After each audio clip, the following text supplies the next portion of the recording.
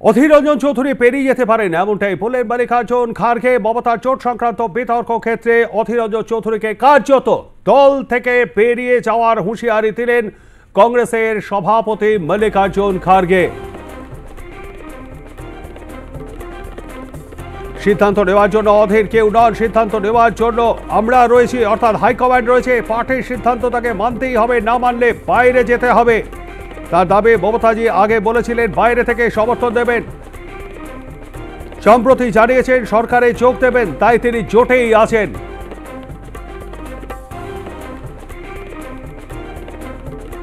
আপনাদেরকে আরো একবার জানিয়ে রাখে, অধীর রঞ্জন চৌধুরী বেরিয়ে যেতে পারেন এমনটাই বললেন এআইসিসির প্রেসিডেন্ট মল্লিকার্জুন খাড়গে।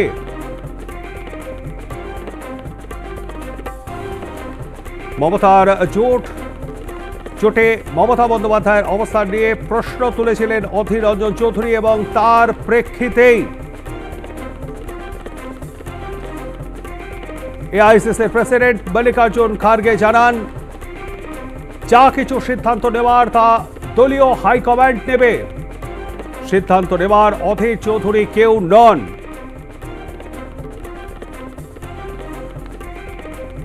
কার্যত দল ছেড়ে পেরিয়ে যাওয়ার হুঁশিয়ারি দিলেন অধীর রঞ্জন চৌধুরীকে। হুঁশিয়ারি মল্লিকার্জুন খাড়গের। ইন্ডিয়া জোট, এখানকার বাংলা সিপিএম কংগ্রেসকে ধরবেন না, ও দুটো আমাদের সাথে নেই, ও দুটো বিজেপির সাথে আছে। আমি দিল্লির কথা বলছি।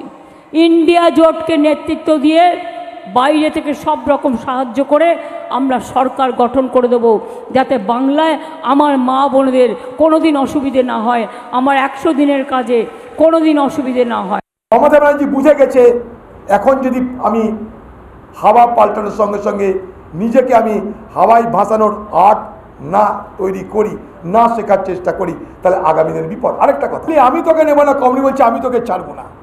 বড় অদ্ভুত জায়গা। কারোর প্রয়োজন না হলেও সে থাকবে, প্রয়োজন হলেও সে থাকবে। ইন্ডিয়া জোটের কথা বলে, ইন্ডিয়া জোটে আছি, ইন্ডিয়া জোটের সমর্থন করব, এই অজুহাত খাড়া করে তিনি সেই ভোটকে তার বাক্সে আবার আনতে চাইছেন। ममता जी पहले तो उन्होंने ये कहा कि हम बाहर से सपोर्ट करते हैं, ये पहले से भी हुआ, बहुत से पार्टियां बाहर से सपोर्ट करते आते हैं। जैसा कि यूपीए गवर्नमेंट था पहले तो 2004 में, तो बाहर से सपोर्ट कर रहे थे कम्युनिस्ट। अब उन्होंने ये कहा है, लेकिन रिसेंटली और एक स्टेटमेंट उनका आया है कि अगर सरकार बनती है तो सरकार में हम शामिल हो जाएंगे। तो नेचुरली वो गठबंधन के साथ है, ये स्पष्ट है। अब रही बात अधीर रंजन चौधरी की, अधीर रंजन चौधरी निर्णय लेने वाले नहीं, निर्णय लेने वाले हम हैं, कांग्रेस पार्टी है, हाईकमांड है, इसीलिए वो हम जो निर्णय लेंगे वही सही होगा। हाईकमांड हम हैं, हम जो तय करेंगे फॉलो करें, अगर कोई फॉलो नहीं करता तो वो बाहर जाएगा।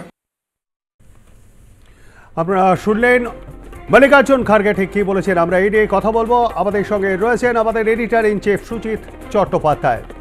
সুজিত দা, অধীর রঞ্জন বাবু যে কথা বলেছিলেন গতকাল এবং তার প্রেক্ষিতে আজকে মল্লিকার্জুন খাড়গে যা জানিয়েছেন, সেটা নিঃসন্দেহে অপমানজনক। পশ্চিমবঙ্গ প্রদেশ কংগ্রেসের একজন সভাপতি এবং তাকে তিনি বলছেন, যেখানে তিনি 6 নম্বর বার জয়ের অপেক্ষায় রয়েছেন এবং পশ্চিমবঙ্গে যেখানে হাইকমান্ডের সেইভাবে কেউ প্রচারে আসেনি, সেখানে দাঁড়িয়ে একা কিন্তু গড় রক্ষা করে চলেছেন অধীর রঞ্জন চৌধুরী। কতটা এই জায়গায় দাঁড়িয়ে মনোবল তাঁর চির খাবে?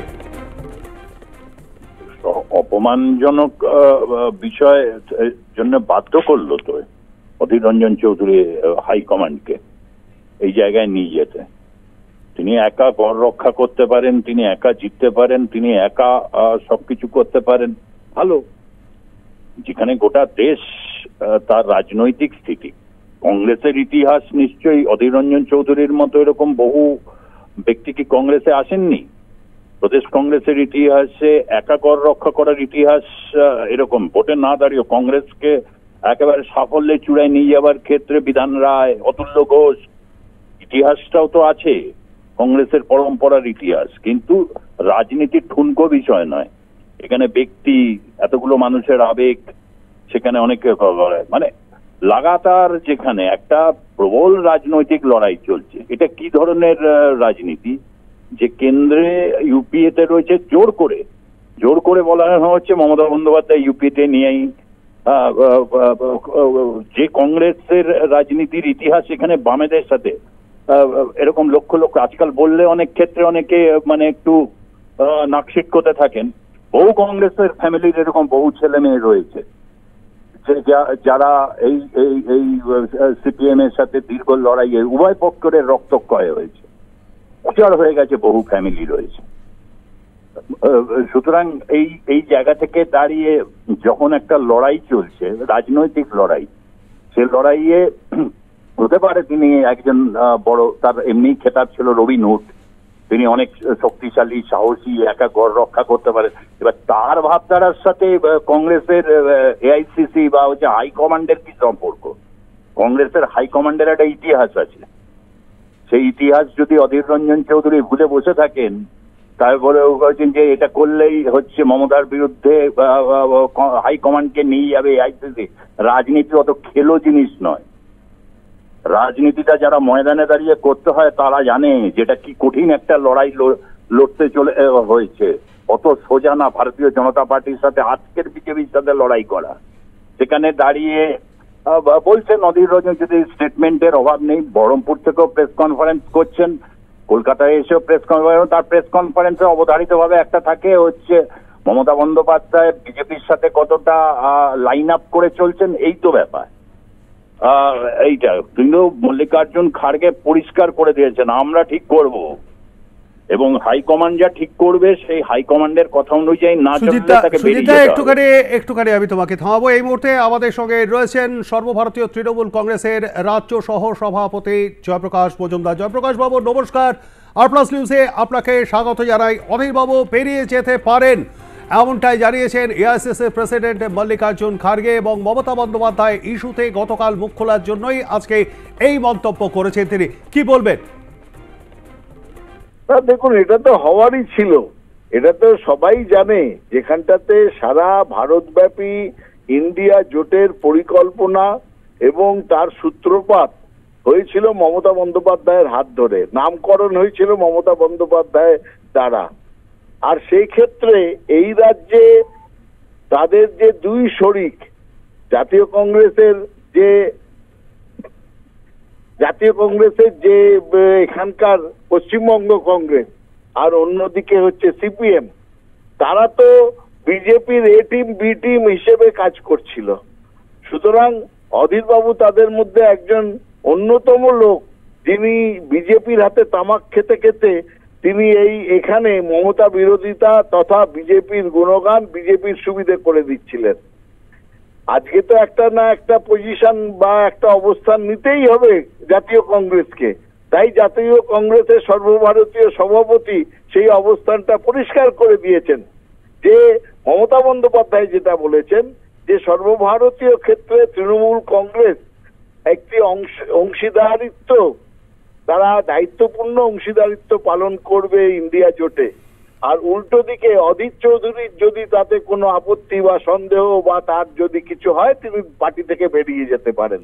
আমার মনে হয় যেটা অধীর চৌধুরী এটারই অপেক্ষা করছিলেন, কারণ এতদিন তিনি চলছেন বিজেপির পয়সাতে, বিজেপির নির্দেশে, বিজেপির কথাতে, শুভেন্দু অধিকারীর কথায় উঠছিলেন, বসছিলেন, তার বক্তব্যে তাল মেলাচ্ছিলেন। এবার নেবেন কিনা বিজেপি অধীর চৌধুরীকে নেবে কিনা এই প্রশ্নটা থাকলো না, তাকে তারা ছুঁড়ে ফেলে দেবে, এইটাই আমাদের কাছে দেখার। এখানে ওনার পক্ষে এখন হয়েছে সাপের ছুঁচো গেলার মতন অবস্থা অধীর চৌধুরীর। রাজনীতিতে বোধহয় অধীর চৌধুরীর অস্ত যাওয়ার সময় এসেছে। ধন্যবাদ আমাদের সঙ্গে থাকবার জন্য। আমাদের সঙ্গে রয়েছেন সুজিতা। সত্যিই কি তাহলে রাজনীতিতে অধীর রঞ্জন চৌধুরীর অস্ত যাওয়ার সময় এসে গিয়েছে, যেটা বললেন জয়প্রকাশ মজুমদার? সুজিতা, এটা আমি বলতে পারবো না, কারণ জয়প্রকাশ বাবুর রাজনীতিক, অধীর বাবুর রাজনীতিক অস্ত যাওয়ার সময় আমি ইন্ডিকেট করব না। তবে এটা ঠিক, রাজনীতি হচ্ছে একটা যেখানে হচ্ছে জাতীয় নির্বাচনের পরিপ্রেক্ষিতে একটা ইস্যু।